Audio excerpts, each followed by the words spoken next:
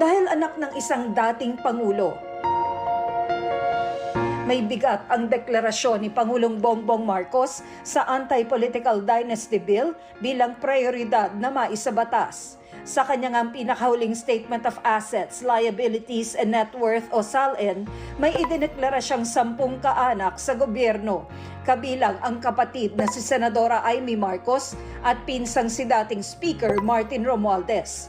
Bago siya naging Pangulo, nagsabi si Marcos na hindi siya tutol sa mga political dynasty. Pero ngayon, sabi ng palasyo, nagbago na raw ang kanyang pananaw. Nagbabago ang political landscape. Maraming umaabuso. Nais ng Pangulo na ipabatid sa taong bayan na kayo ay may choice. Choice na naaayon sa merito, hindi lamang dahil pare-pareho ng apelido.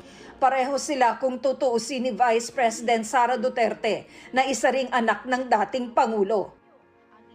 Na meron namang 6 na kamag-anak sa gobyerno batay sa huli niyang SALN at sa resulta ng huling eleksyon.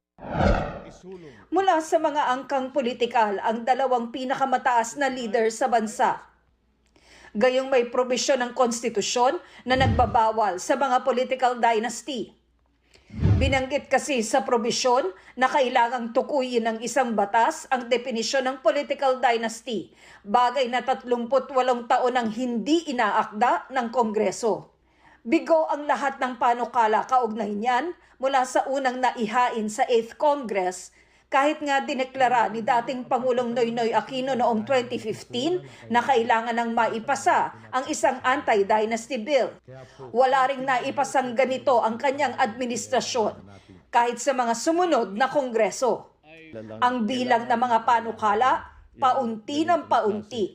Sabi nga ng mga eksperto noon pa, paano papasa ang anti-dynasty bill kung makasasama ito sa interes mismo ng mga politikal na pamilya. Ang pag-define nitong pagbabawal na ito ay iniwan ng Constitution sa Kongreso, sa Kamara at sa Senado.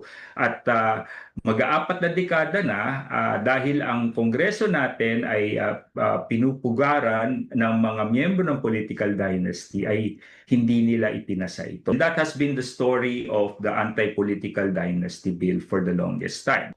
22 miyembro nito ay nasa Senado.